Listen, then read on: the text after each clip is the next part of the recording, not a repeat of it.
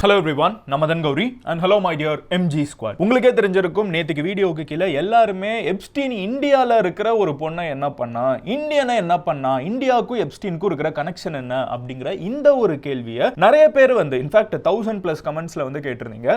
இன்னைக்கு வீடியோல அதை தான் அட்ரஸ் பண்ண போறோம். இந்தியால எப்ஸ்டீன்னால, அதாவது இந்த குழந்தைங்களையும் சின்ன சின்ன பொண்ணுங்களையும் ஒரு தனி தீவுக்கு கொண்டு போய் மிகப்பெரிய பணக்காரங்களுக்கும் மிகப்பெரிய செல்வந்தர்களுக்கும் ரிச் மென் பவர்ஃபுல் மென் இவங்க ரெண்டு பேருக்கும் இரையாக்குன அந்த எப்ஸ்டீன்கிற ஒரு சாத்தான் வந்து இந்தியால இருக்கிற ஒரு பொண்ணை இதையே பண்ணியிருக்கான். எப்படி நம்மளுக்கு தெரிய வந்திருக்கு அப்படிங்கறத மட்டும் பார்க்காம இந்த எப்ஸ்டீன் ஃபைல்ஸ் இப்போ வந்து அமெரிக்காவோட கவர்மெண்ட் ரிலீஸ் பண்ணியிருக்காங்கல்ல, அதுக்கும் இந்தியாவுக்கும் 3 சம்பந்தம் இருக்குது. ஒரு சம்பந்தம் தான் இந்த ஒரு பொண்ணு இந்தியாவில் இருக்காங்கிறது. ரெண்டாவது சம்பந்தம் என்ன அப்படின்னு பார்த்தீங்கன்னா, நம்மளோட மினிஸ்டர் ஒருத்தர் ஹர்தீப் சிங் புரி அப்படின்னு சொல்லப்படக்கூடிய இந்தியாவில் இருக்கக்கூடிய ஒரு மினிஸ்டரோட பேர் வந்து எப்ஸ்டீன் ஃபைல்ஸ்ல இன்வால்வ் ஆயிருக்குது.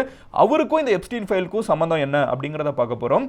அண்ட் அடுத்த விஷயம் என்ன அப்படின்னு பார்த்தீங்கன்னா, நிறைய பேருக்கு இதுக்கு கொஞ்சம் அதிர்ச்சியா இருக்கும். அவர் ஆல்ரெடி கூட தெரிஞ்சவங்களுக்கு இது தெரிஞ்சிருக்கும். நம்மளோட பிரைம் மினிஸ்டர் நரேந்திர மோடியோட பேர் வந்து எப்ஸ்டீன் ஃபைல்ல இன்வால்வ் ஆயிருக்குது. அது என்னன்னு பார்க்க போறோம். அண்ட் ஆக்சுவலி 4 லாஸ்ட் ஒன் என்ன அப்படின்னு பார்த்தீங்கன்னா, அனில் அம்பானி, முகேஷ் அம்பானி, இந்தியாவோட ரிச்சஸ்ட் பர்சனோட தம்பியோட பேரும் இதுல இன்வால்வ் ஆயிருக்குது. ஆக்சுவலா இதுல அனில் அம்பானி பேர் இன்வால்வ் ஆனதான் இருக்கிறதுலே பெரிய பிரச்சனை. ராகுல் காந்தி வந்து லிட்டரலா நம்மளோட பார்லிமெண்ட்ல ஏங்க இன்னும் அம்பானி அரெஸ்ட் பண்ணாம வச்சிட்டு இருக்கீங்க, பயமா அப்படின்னு சொல்லி கேட்டிருக்காரு. என்ன நடந்துட்டு இருக்கு? இந்த எப்ஸ்டீன் ஃபைல்ஸ் அமெரிக்கால நடக்கக்கூடிய ஒரு பூகம்பம் நினைச்சிட்டு இருந்தோம்னா அதுக்கும் இந்தியாவுக்கும் நிறைய தொடர்புகள் இருக்குது. அது என்னங்கிறத தான் இப்போ நான் உங்ககிட்ட நான் சொன்னது எல்லாத்தையும் டீடைலா எக்ஸ்பிளைன் பண்ண போறேன். பட் அதை பார்க்க ஆரம்பிக்கிறதுக்கு முன்னாடி இந்த மாதிரி வேர்ல்டு ஃபுல்லா நடக்கக்கூடிய எல்லா முக்கியமான விஷயங்களும் நம்ம சம்டைம்ஸ் நியூஸ் பேப்பர்ல வாசிக்கிறப்போம், நியூஸ்ல மிஸ் ஆகக்கூடிய விஷயங்களை கூட நீங்க டீடைல்டா நம்மளுக்கு தேவையான எல்லா விஷயத்தையும் டெய்லி 10 நிமிஷத்துல தெரிஞ்சுக்கிறதுக்கு மதன் கௌரி சேனலை சப்ஸ்கிரைப் பண்ணி MG ஸ்குவாட்ல சேருங்க.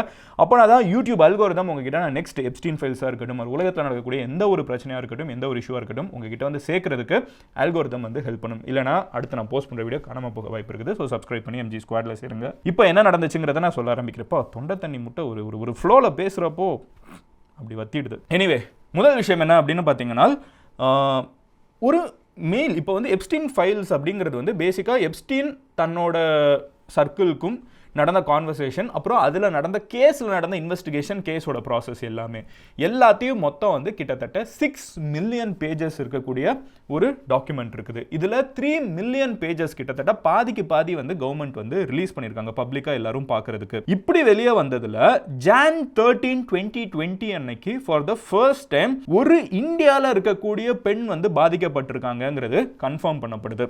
Jan 13, 2020 அன்னைக்கு, இன்னையிலேருந்து கிட்டத்தட்ட 6 வருஷத்துக்கு முன்னாடி ஒரு மெயில். இந்த மெயில் வந்து ஆனா எப்ஸ்டீன் கிட்ட இருந்து டைரக்டா வரல. எப்ஸ்டீனோட கேஸை இன்வெஸ்டிகேட் பண்ணக்கூடிய ஆபீசர் ஒருத்தருக்கும் இன்னொருத்தங்களுக்கும் நடக்கக்கூடிய ஒரு மெயில் இன்டராக்ஷன். அந்த மெயில் இன்டராக்ஷன்ல எக்ஸாக்ட்டா என்ன வேர்ட்ஸ் யூஸ் பண்ணப்படுது அப்படின்னு பாத்தீங்கன்னா, and lastly regarding the individual located in India, அதாவது இந்தியாவில் இருக்கக்கூடிய ஒரு நபரை பத்தின ஒரு இன்ஃபர்மேஷன்.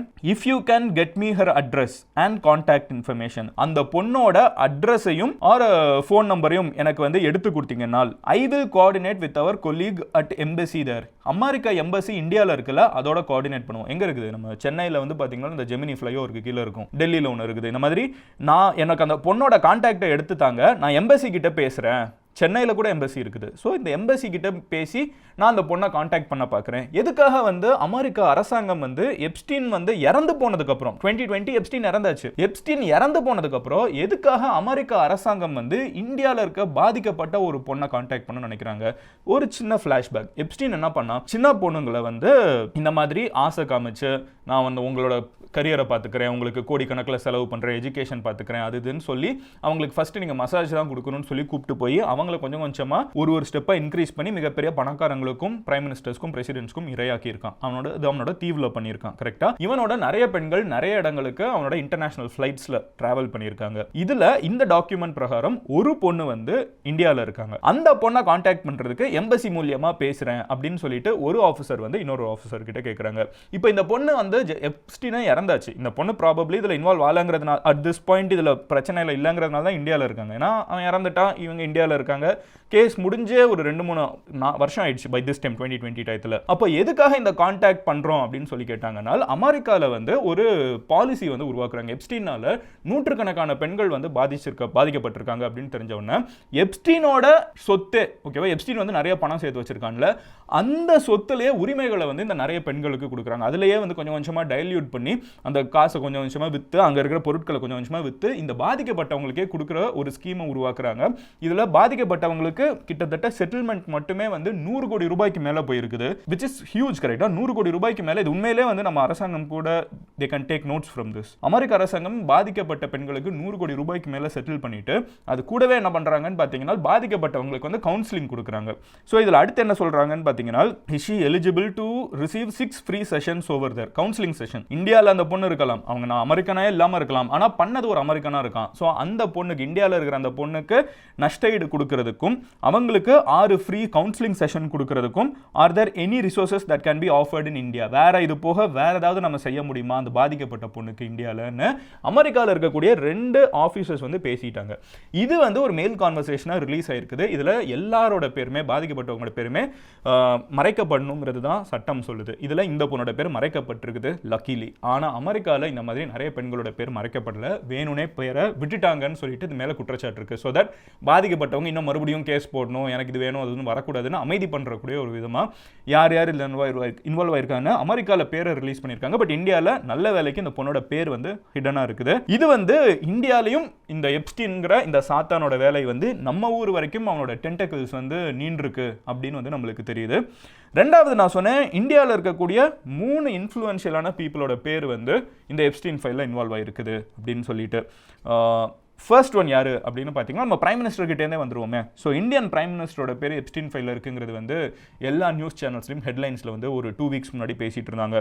அது என்ன, அது எக்ஸாக்டாக என்ன இருக்குது அப்படின்னு பார்த்தீங்கன்னா, ஒரு மெயில் கம்யூனிகேஷனில் எப்ஸ்டீன் ஒருத்தனுக்கு அனுப்பிச்ச மெயிலில் ஓகேவா அவன் என்ன சொல்லியிருக்கான்னா இந்தியன் பிரைம் மினிஸ்டரோட பேரை மென்ஷன் பண்ணியிருக்கான். அதில் என்ன மென்ஷன் பண்ணியிருக்கான்னு பார்த்தீங்கன்னா, the Indian prime minister Modi, அப்படியே அவனோட வேர்ட்ஸே நான் வாசிக்கிறேன். The Indian prime minister Modi took advice, தன்னோட அட்வைஸை கேட்டுக்கிட்டாருன்னு. அதாவது இந்தியன் பிரைம் மினிஸ்டர் வந்து அட்வைஸை கேட்டுட்டு and danced and sang in Israel for the benefit of the US president, அமெரிக்க பிரசிடென்ட்டோட நலனுக்காக இஸ்ரேலில் ஆடி பாடினாரு அப்படிங்கிறது. இது வந்து லிட்டரலாக ஒரு ஆடி பாடணும்னு அவசியம் இல்லை. அமெரிக்க பிரசிடென்ட்டுக்கு எது நல்லதோ அதை செய்யுங்கன்னு சொல்லி நான் வந்து இந்தியன் பிரைம் மினிஸ்டர் மோடி கிட்ட சொன்னேன். அவர் அதை கேட்டு அதே மாதிரி நடந்துகிட்டாருன்னு எப்ஸ்டீன் யாருக்கோ ஒரு மெயில் அனுப்புறாங்க. ரெண்டாவது லைன் என்ன இருக்குன்னு பார்த்தீங்கன்னா, தே ஹேட் மெட் a few weeks ago, it worked. Prime minister மோடியும் ட்ரம்ப்பும், அப்போ ட்ரம்ப் தான் வந்து ஆட்சியில் இருந்திருக்காரு 2016-17 டயத்தில். ஸோ பேசிக்காக இந்த மெயில் என்ன சொல்லுதுன்னு பார்த்தீங்கன்னா, அமெரிக்காவோட பிரசிடென்ட்டோட நலனுக்காக பிரைம் மினிஸ்டர் மோடி வந்து இஸ்ரேலில் ஒரு விஷயத்தை பண்ணணும். நான் அட்வைஸ் பண்ணதின் மூலியமா இந்தியன் பிரைம் மினிஸ்டர் வந்து இஸ்ரேலில் நான் சொன்ன மாதிரியே அவர் ஆடியும் பாடியும்ங்கிறது வந்து லிட்டரலாக ஆடி பாடுறது கிடையாது. லிட்டரலாக இந்தியன் பிரைம் மினிஸ்டர் நான் சொன்னதை அங்கே செஞ்சாரு, இது வந்து ட்ரம்ப்புக்கு நல்லது அப்படின்னு சொல்லிட்டு எப்ஸ்டீன் வந்து ஒரு மெயில் யாருக்கோ அனுப்பிச்சிருக்காங்க. இதில் இந்தியன் கவர்மெண்ட் கிட்ட வந்து அஃப்கோர்ஸ் உடனே நிறைய கொஸ்டின்ஸ் கேட்கப்படும். இந்தியன் கவர்மெண்ட் என்ன சொல்கிறாங்கன்னா, இது தேர்ட் பார்ட்டி மெயில், எனக்கு பிரைம் மினிஸ்டர் தெரியும்னு சொல்லிட்டு இந்தியாவில் வந்து ஒரு கோடி பேர் சும்மா சுற்றிட்டு இருப்பாங்க. நம்ம ஊர்லலாம் பார்த்துருப்போம், இந்த சலூன் கடையிலலாம் வந்து விஜயோட ஃபோட்டோ போட்டிருப்பாங்க, அஜித்தோட ஃபோட்டோ போட்டிருப்பாங்க, ஸ்டாலின், இபிஎஸ் எல்லாரும் கூடயும் ஃபோட்டோ எடிட் பண்ணி போட்டிருப்பாங்க. அவங்க அத்தனை பேருக்குமே தெரியும்னு அர்த்தமா, சும்மா போட்டுக்கிறது தான். அந்த மாதிரி இந்தியன் பிரைம் மினிஸ்டர் இஸ்ரேலுக்கு அந்த டயத்தில் போனது உண்மைதான். ஆனால் இவங்க சொல்கிற மாதிரி இந்தியன் பிரைம் மினிஸ்டர் வந்து அமெரிக்க பிரசிடென்ட்டுக்காகவோ இல்லை எப்ஸ்டீனோட அட்வைஸை கேட்டோ நடக்கலை. இது ஃபுல்லாக புருடா, இதெல்லாம் நம்ப தேவையில்லை. அவனே வந்து ஒரு பொய் சொல்லியிருந்தான், ஜெயிலுக்கு போயிருக்கான்.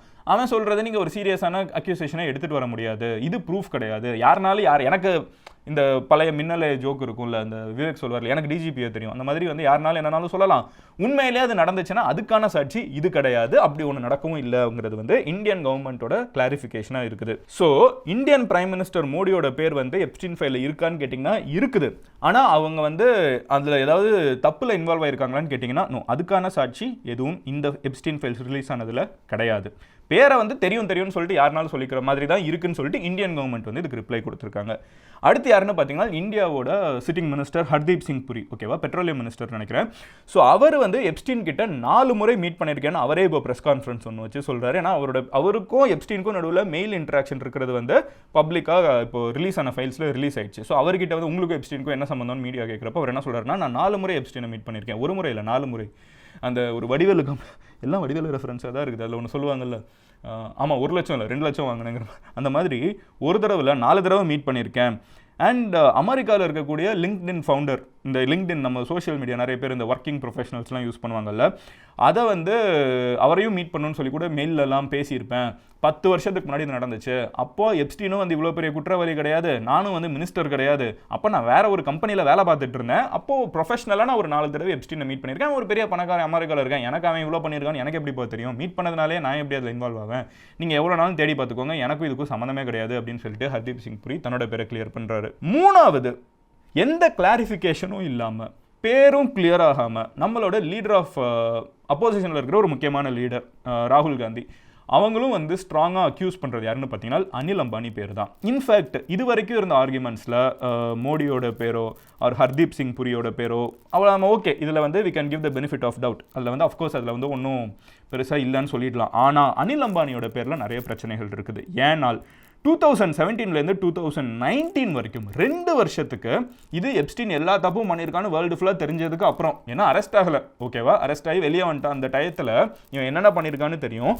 அந்த காலகட்டத்தில் ஓகேவா, மற்றவங்க பேர்லாம் அதுக்கு முன்னாடி என்ன பண்ணிட்டு இருந்தான்னு தெரியறதுக்கு முன்னாடி பேர் இன்வால்வ் ஆயிருக்குது. பட் இவன் என்ன பண்ணியிருக்கான்னு உலகத்துக்கே தெரிஞ்சதுக்கு அப்புறம் அனில் அம்பானி பேர் இன்வால்வ் ஆயிருக்குது. 2 வருஷம் அனில் அம்பானியும் எப்ஸ்டீனும் டைரக்டா மெயிலிங் பண்ணியிருக்காங்க. 2 பேருமே தேவை மெயிலிங் டு ஈச் அதர், ஓகேவா. அது போகவே வந்து பார்த்தீங்கன்னா இந்தியாவில் இருக்கக்கூடிய நிறைய அரசியல்வாதிகளையும் பிஸ்னஸ் மேனையும் நான் மீட்டிங் செட் பண்ணி தரேன்னு சொல்லிட்டு அனில் அம்பானி வந்து எப்ஸ்டீன் கிட்ட பேசியிருக்காங்க. அதே மாதிரி எப்ஸ்டீன் வந்து பார்த்தீங்கன்னா அனில் அம்பானி கிட்ட உனக்கு அமெரிக்காவில் இவங்களெல்லாம் மீட் பண்ண செட் பண்ணி தரேன் அப்படின்னு சொல்லிட்டு எப்ஸ்டீனும் சொல்லியிருக்காங்க. 2 பேரும் பேசிக்காக ஒரு கான்ட்ராக்டை ஒரு அக்ரிமெண்ட் மாதிரி என்ட்ரான மாதிரி இருக்குது. அப்போ அனில் அம்பானிக்கும் எப்ஸ்டீனுக்கும் என்ன சம்பந்தம்? முகேஷ் அம்பானியோட தம்பி, அதாவது இப்போ நம்ம ஜியோ யூஸ் பண்ணி தான் இந்த வீடியோவே நிறைய பேர் பார்த்துட்டு இருப்பீங்க, அதை ஓன் பண்ணுற முகேஷ் அம்பானி, 2 அம்பானி இருக்காங்க. ஸோ திருபாய் அம்பானி தான் ஓஜி அம்பானி, அவருக்கு 2 அம்பானி பிறகுறாங்க, அனில் அம்பானி முகேஷ் அம்பானி. முகேஷ் அம்பானி அண்ணன், அனில் அம்பானி தம்பி. முகேஷ் அம்பானி தான் இன்னைக்கு நீங்கள் பார்க்கக்கூடிய நிறைய ரிலையன்ஸ் கம்பெனியோட ஓனர் வந்து முகேஷ் அம்பானி, சக்ஸஸ்ஃபுல் கை. அனில் அம்பானி வந்து நிறைய நடத்தணும்னு சொல்லி ஆசைப்பட்டு பயங்கரமாக கடன் வாங்கி நிறைய லாஸில் போயிருக்காரு. நீங்கள் மதன் கௌரி ஸ்பேஸ் அம்பானி ஸ்டோரி ஆர் அனில் அம்பானின்னு சர்ச் பண்ணிங்கனாலே அனில் அம்பானி கதை வந்துடும். அது நமக்குள்ளே இப்போ போவேனா. பட் இந்த அனில் அம்பானியோட பேர் வந்து எப்ஸ்டீனோட டைரக்டாக மல்டிபிள் டைம்ஸ் 2 வருஷத்துக்கு கான்வர்சேஷன்ஸ் போயிருக்குது. அப்போ இந்தியாவோட பார்லிமெண்ட்டில் வந்து ராகுல் காந்தி கேட்குறாங்க, அனில் அம்பானி அப்படிங்கிற பிஸ்னஸ்மேன் வந்து ஏன் இன்னும் ஜெயிலுக்கு போகலை? இவ்வளோ பெரிய கன்விக்ட்னு தெரிஞ்சதுக்கப்புறம் இவ்வளோ கான்வர்சேஷன் வச்சுக்கிட்டு அனில் அம்பானியை வந்து நீங்கள் ஏன் இன்னும் ஜெயிலில் போட மாட்டேங்கிறீங்க அப்படின்னு சொல்லிட்டு அக்யூஸ் பண்ணுறாரு. 2வது என்ன கேட்குறாருன்னு பார்த்தீங்கன்னா ஹர்தீப் சிங் புரி, இப்போ ஒரு மினிஸ்டர் பேர் வந்துச்சு இல்லை, இப்போ கூட பெட்ரோலியம் மினிஸ்டர் சம்திங் நான் சொன்னேன், செக் பண்ணிக்கோங்க பெட்ரோலியம் மினிஸ்டர். ஐ திங்க் வந்து அப்படியே டாப் ஆஃப் மை ஹெட் சொல்கிறேன், நீங்கள் செக் பண்ணி சொல்லுங்கள் பெட்ரோலியம் மினிஸ்டர் கமெண்ட்டில். அவரோட பேர் இன்வால்வ் ஆயிருக்கலாம். அவர் தான் அனில் அம்பானியை இன்ட்ரடியூஸ் பண்ணி வச்சிருக்காரு எப்ஸ்டீனுக்குன்னு சொல்லிட்டு ராகுல் காந்தி ஒரு குற்றச்சாட்டு வைக்கிறார். இது ப்ரூவன் கிடையாது, இதுக்கு சாட்சி கிடையாது, பட் ராகுல் காந்தி சொல்கிறார் யார் இன்ட்ரடியூஸ் பண்ணி வச்சாங்கன்னு ஒரு கேள்வியாக கேட்டு விட்றாரு, இன்டெரக்டாக தான் சொல்கிறாரு. அப்போ இதில் இன்னும் டீப்பர் கான்ஸ்பிரசி இருக்குங்கிற மாதிரி ராகுல் காந்தி வந்து அப்போசிஷன்லேருந்து கேட்குறாரு. அஃப்கோர்ஸ் அப்போசிஷன் அப்படி தான் கேட்கணும். அவர் வந்து கேட்குறாரு, இதுக்கு கவர்மெண்ட் சைடில் இருந்தும் வந்து அப்படிலாம் கிடையாதுங்கிற கிளாரிஃபிகேஷன் வந்திருக்குது. அதுக்கப்புறம் தான் ப்ரெஸ் கான்ஃபரன்ஸ்லாம் வைக்கிறார் மினிஸ்டர். இதெல்லாமே நடந்திருக்குது, ஓகேவா. பட் இப்போ எப்படி பிரைம் மினிஸ்டரோட பேரை கிளியர் பண்ணி விட்றாங்களோ, ஹர்தீப் சிங் புரி அவரே ப்ரெஸ் மீட் வச்சு கிளியர் பண்ணி விட்றாரோ, அந்த மாதிரி அனில் அம்பானி சைட்லேருந்து எந்த எக்ஸ்ப்ளனேஷனும் இன்னும் வரல. எக்ஸ்ட்ரீம் சைலன்ஸ் இருக்கிறது தான் நிறைய கேள்விகள் எழுப்புது. இதுதான் இந்தியாவுக்கும் ஒரு பாதிக்கப்பட்ட பெண்ணும் இங்கே இருக்காங்கன்னு நமக்கு புரிஞ்சுக்கலாம். அதே மாதிரி இந்தியாவோட ஒரு டாப் பிஸ்னஸ்மேன் அனில் அம்பானி, இந்தியாவோட ரிச்சஸ்ட் ஃபேமிலியில் இருக்கக்கூடிய பிஸ்னஸ்மேனும் எப்ஸ்டீனும் பேசியிருக்காங்கிறதும் நம்மளுக்கு இன்னைக்கு தெளிவாக தெரிய வருது. இதுதான் இந்தியாவுக்கும் எப்ஸ்டீன் ஃபைல்ஸுக்கும் இப்போ ரிலீஸ் ஆன 3 மில்லியன் ஃபைல்ஸில் இருக்கக்கூடிய கனெக்ஷன். இதுலேயே இன்னும் ஒரு 3 மில்லியன் பேஜஸ் இருக்குது, ஓகேவா. அது இன்னும் ஃபுல்லாக ரிலீஸ் ஆகலை. அது ரிலீஸ் ஆகுமா ஆகாதான்னு நம்மளுக்கு தெரியாது. இன்ஃபேக்ட் அமெரிக்காவில் எல்லாருமே அதை ரிலீஸ் பண்ணணும், அதை தான் இப்போ பெருசாக கேட்டுட்டு இருக்காங்க. பட் முக்கியமான ஒரு விஷயம் என்னன்னு பார்த்தீங்கன்னா, இன்றைக்கி நான் வந்து ஒரு பாட்காஸ்ட் பார்த்துருந்தேன், ஒரு ரொம்ப இன்ட்ரெஸ்டிங்கான ஒரு பாட்காஸ்ட். அதில் வந்து சிஐஏல வேலை பார்த்தவங்க, அவங்களோட அமெரிக்காவோட இன்டெலிஜென்ஸில் வேலை பார்த்த ஒருத்தர் என்ன கிளைம் பண்ணுறாருன்னா, எப்ஸ்டீன் வந்து ஒரு ஸ்பை, எப்ஸ்டீன் வந்து ஒரு இஸ்ரேலி ஸ்பை அப்படின்னு சொல்லிட்டு ஒரு முக்கியமான கிளைம் வைக்கிறாரு. இதுக்குள்ளே நம்ம போய் பார்க்கணுமா, இல்லை எப்ஸ்டீன் ஃபைல்ஸ் இதோட நிறுத்திக்கலாமா? எப்ஸ்டீனுக்கும் இஸ்ரேலுக்கும் என்ன சம்பந்தம் இருக்குது? அமெரிக்காவில் இருக்கக்கூடிய எப்ஸ்டீன் அமெரிக்க பிரசிடென்ட்ல இருந்து அமெரிக்க பணக்காரங்களோட சுத்திட்டு இருந்த அமெரிக்கனான எப்ஸ்டீன் வந்து எப்படி இஸ்ரேலோட உளவாளியா ஒரு ஸ்பையா இருக்க முடியும்? அதை பத்தி நீங்க தெரிஞ்சுக்கணும். என்ன கான்ஸ்பிரசி, இது கான்ஸ்பிரசி தியரி தான். இந்த கான்ஸ்பிரசி தியரியை பத்தி நீங்க டீடைலா தெரிஞ்சுக்கணும் அப்படின்னு நினைச்சீங்கன்னா கமெண்ட் செக்ஷன்ல இஸ்ரேல் அப்படின்னு கமெண்ட் பண்ணுங்க. அப்போ நம்ம based on number of comments, இன்னைக்கு வீடியோ வந்து நேற்றுக்கு நிறைய பேர் வந்து இந்தியாவுக்கும் எப்ஸ்டீனுக்கும் இருக்கிற கனெக்ஷனை கேட்டதுனால தான் நான் இன்னைக்கு வீடியோ எடுத்தேன். அதே மாதிரி இஸ்ரேலுக்கும் நிறைய பேர் வேணும்னு நினைச்சீங்கனால் டெஃபினட்டாக நாளைக்கு நம்ம அதை டச் பண்ணுவோம் or next time whenever. So நீங்கள் வேணும்னா கமெண்ட் செக்ஷனில் இஸ்ரேல்னு சொல்லுங்கள். மீன்வெல் நீங்கள் என்னை பர்சனலாக ஃபாலோ பண்ணணும்னு நினச்சிங்கன்னா எந்த சோஷியல் மீடியாவினாலும் மதன் கௌரின்னு சொல்லி சர்ச் பண்ணுங்கள். It's verified profile. நீங்கள் ஈஸியாக ஃபாலோ பண்ண முடியும். until then bye, love you all, take care. cheers MG, subscribe பண்ணுங்கள். அப்போனா தான் அடுத்த வீடியோ வந்து சேரும். Take care.